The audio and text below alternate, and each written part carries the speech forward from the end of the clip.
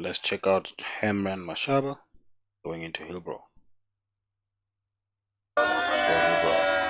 If people are not happy with me, then don't vote for me.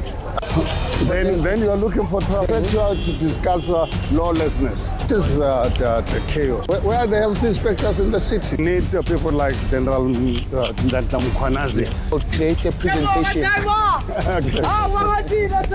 South Africa, we must fix Johannesburg. We're going to start by fixing Johannesburg to fix South Africa. I'm not going to.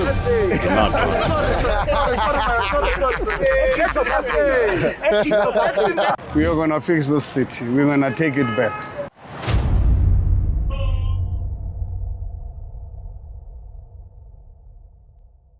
Explore communities, meet local residents, discuss the future of the area. Here's why.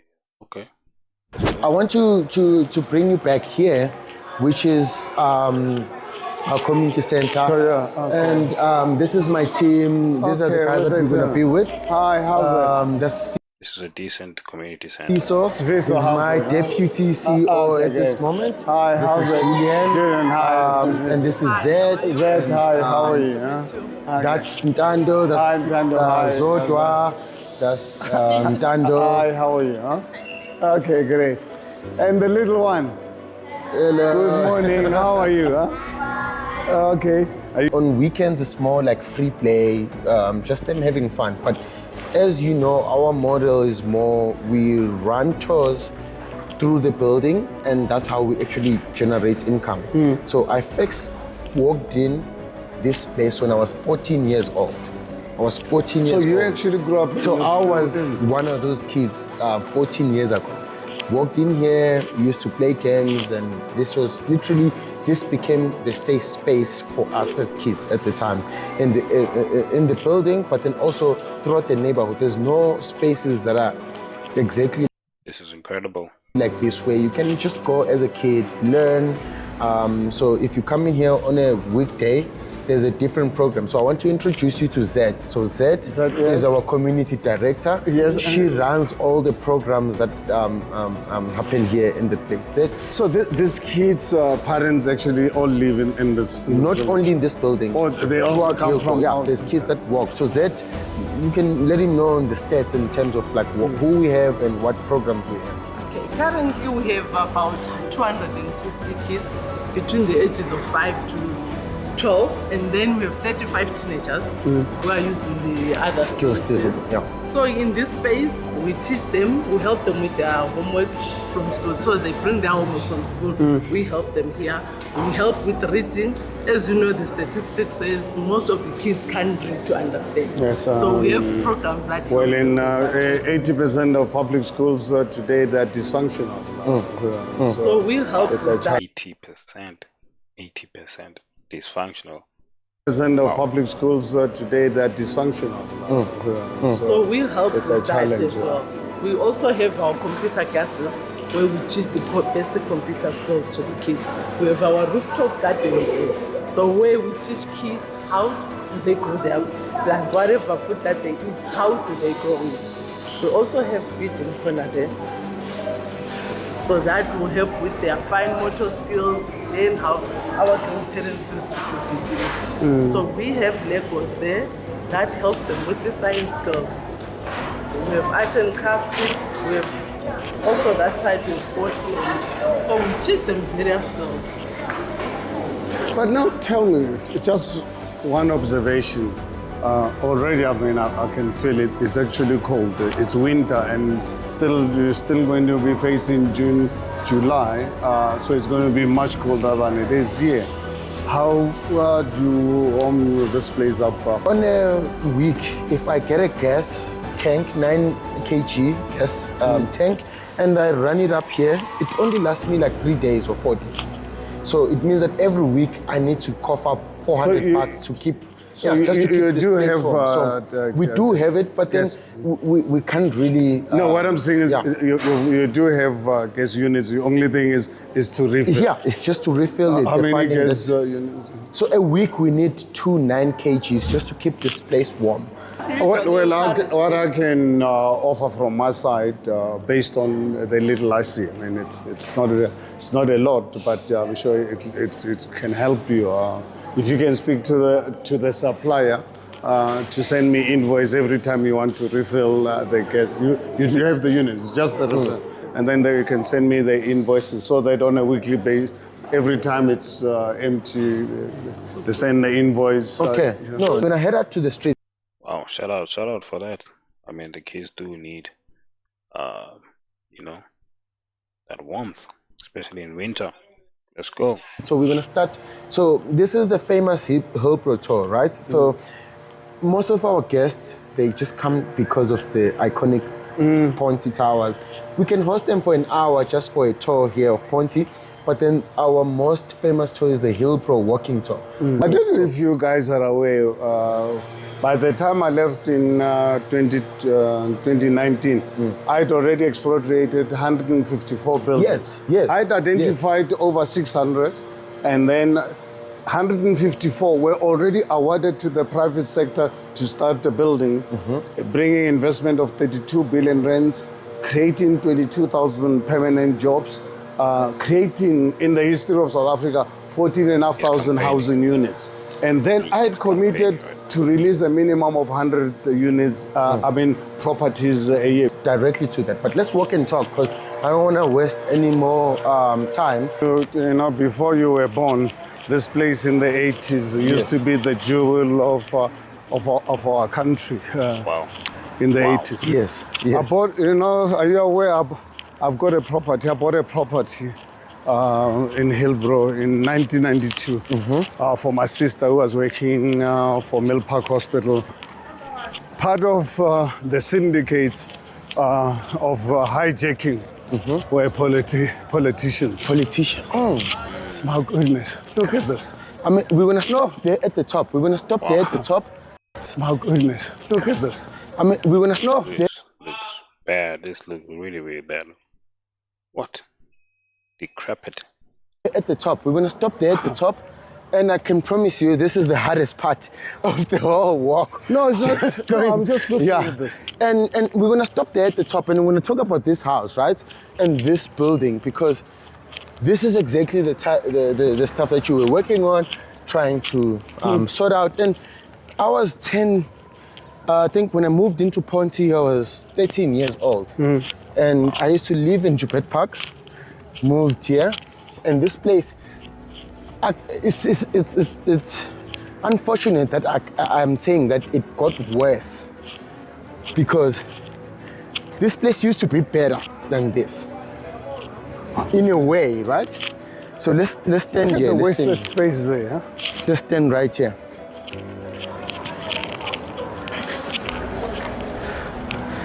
So, Sandringham House, maybe approximately 100 to 200 people that live there right now. Families, young kids.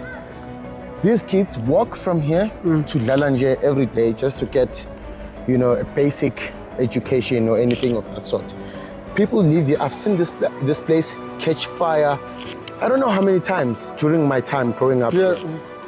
This one is a special case, right? And I don't want to talk about this one now because I want to bring this up when we get to our other stop, because this building there's a court case that's linked to this building where the owner of the building actually wanted to come here and renovate this building, turn it around, but because he owed rates and taxes since, because everybody left Hillbrow after the 80s into the 90s. When there was when we started when the red line, yes. So then they left this place and the guy actually literally wanted to come here and do something about this building, but then the city sort of stopped him from doing that. So I will bring this up later on, but occasionally there's an ambulance out here because the structure collapsed or somebody got dropped, and kids, there's fires that go up and down, there's crime. Like right now, if something would happen to me as I'm walking down this place, somebody robs me, runs in there, and the police are standing right there. Police are not gonna go inside there because this is so what. So how many people living in it? It's approximately 100 to 200 people that live there. What do you think? What do you think is the solution? What can we do about this hijack building? Because they are, in most cases, the issue that lies within the city, because there's no rule of law, there's no accountability. No one looks after the people. And on top of that, trust me, out of those people that live here, out of those families, somebody's still paying rent to someone. Yes, no. What do you think about that? Well, I can tell you the reason why I was so determined and really very angry. And I think sometimes South Africans don't understand why I'm so angry, because in most of these buildings, you find people paying up to 2,000 rand just for a bed. Yes. And divided by curtain. And with no electricity, with no water, with no ablution facilities. And people come in, they don't know who they're paying money to. You have criminal syndicates coming to collect money from them every month. And then you have what they call so-called lawyers for human rights and NGOs, with young kids being expected to live in situations like this. So South African Human Rights Commission, I honestly don't understand why, as a country, within our constitution, we have this institution called the South African Human Rights Commission, and then you let people live under this condition. Yes. What are they created for? Were they not? What is this? You are mayor. Let's say you are mayor again of Joburg. How do we? What's the strategy to try and turn this around? Well, I can tell you the strategy. Fortunate enough, this time around, when I'm elected next year, I don't have to start from scratch. Because remember last time, yes, when I took over in August 2016, ANC did everything possible to collapse my government, but I pushed on. By 2017, 2018, I passed through council a policy called the Inner City Rejuvenation Plan. Every month, every 3 months, I used to meet with property developers. Yes. I used to attend those meetings. Yes, those meetings. So it'll be this time I present. Firstly, I start with them giving me their issues, and then next time we come back and give them solution. It's for that reason I managed to expropriate the buildings, because buildings where we could not find the owners, then the law allowed us as a city to expropriate them without compensation, because they owe the city a lot of money and we couldn't find the owners. And where we could find the owners like this one here, we then obviously negotiate with the owner, we give it back. I think in the period I was the mayor, we gave back about 44 buildings, where we then make arrangements with them at a later stage to really pay whatever they owe in the city. But on condition that they commit to do something to renovate the property. So that policy, fortunate enough, it's passed by council. When I left, they just put it aside. So I don't have to start going through the whole process of that policy. That policy is a legal policy of the city of Johannesburg, and provide employment to some of the people who were the residents of this, particularly, but exclusively South Africans. So, because obviously I think for me was for South Africans first. Yes. So that is how, on a short-term basis, while one day through changing of our constitution, because our constitution, as much as we can say, is the best in the world, but I'm telling you, it's far from being the best. Just the area. Let's compare the block that we were just on and to this block. And then I also want you to look at the same thing as we go to other blocks. And look at the Itemba. This is the Itemba, guys. There's another organization called Lehaya La Rona. And I'm sure you've heard about it during the time, because they started around 2016, 2017. And this is the private sector that's literally taking matters into their own hands. But just maybe let me not speak for you. What do you think is different from this block compared to the other block? Well, I think you can see the cleanliness here, the reasonable, dignified. It can be better. Yeah. The city would really be an ideal place, because the rentals would be cheaper. But how do you then drive into Hillbrow? You wouldn't think so. What do you think would be the best support to the guys like Itemba, Lehaya La Rona, that are already trying to do it without the government's help? What do you think what would you do to support that? Because that's something that can definitely turn the city I think around. the first thing that you need to do is to capacitate the Metro Police to ensure that bylaws are adhered to. There's some laws that actually block private sector from trying to make, things better in those blocks. No, but okay. Why, when I was the mayor through the Inner City Rejuvenation Plan, there was nothing stopping them? I would create a presentation. Thank you. Ah, Thank you. Hayi, siwubona la ekhaya. Thank you so Abonga thina Thank you so much.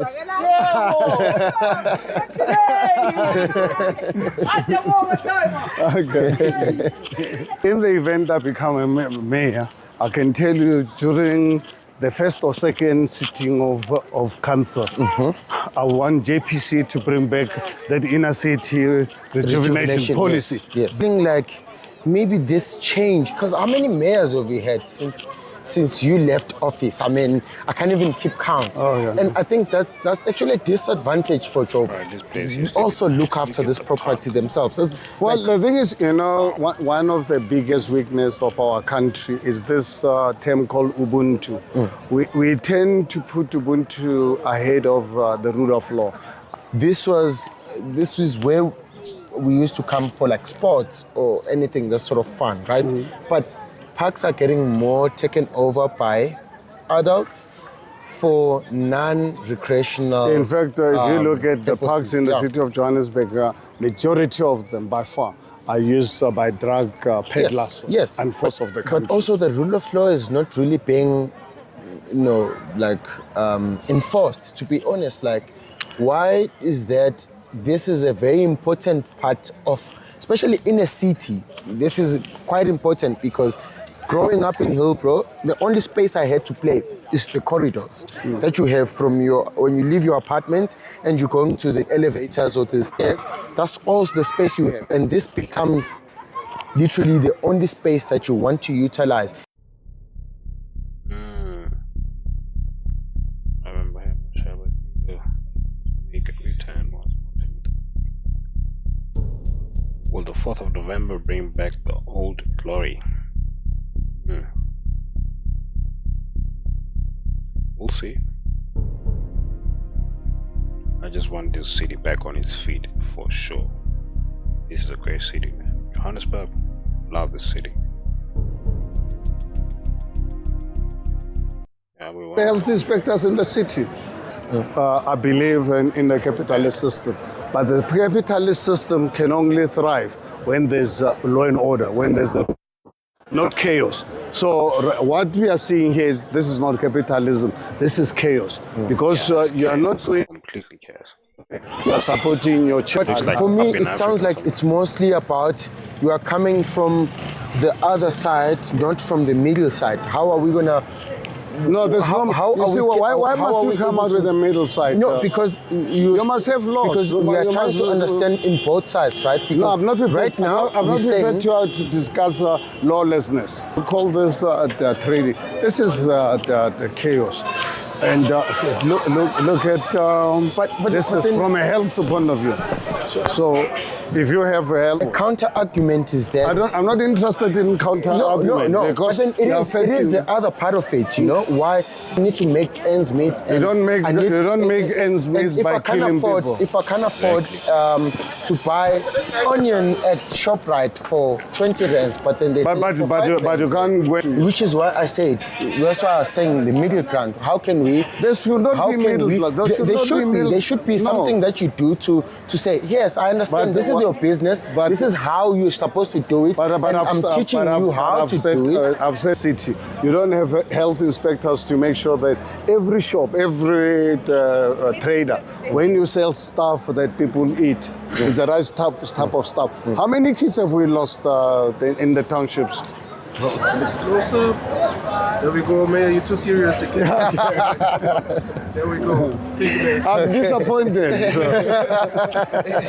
Yeah. We have a clear case right now of our president putting money under mattresses and sofas.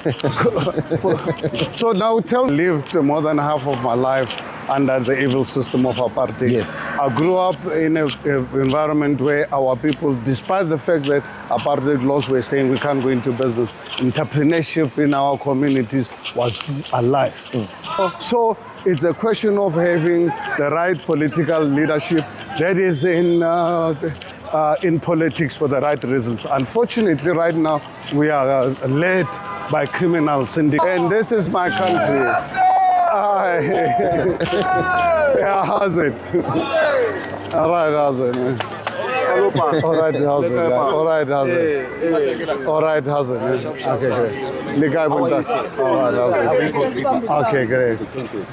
Don't worry, I'm just telling him we are gonna fix the city. We're gonna take it back. Yes, please, We're gonna take it back. This country can be fixed. This city can be fixed. And actually, to fix South Africa, we must fix Johannesburg. We're gonna start by fixing Johannesburg to fix South Africa. We are voting. Okay. We are voting. We are voting your part. We are voting your part. I'm not Action voting. SA. Sorry, Action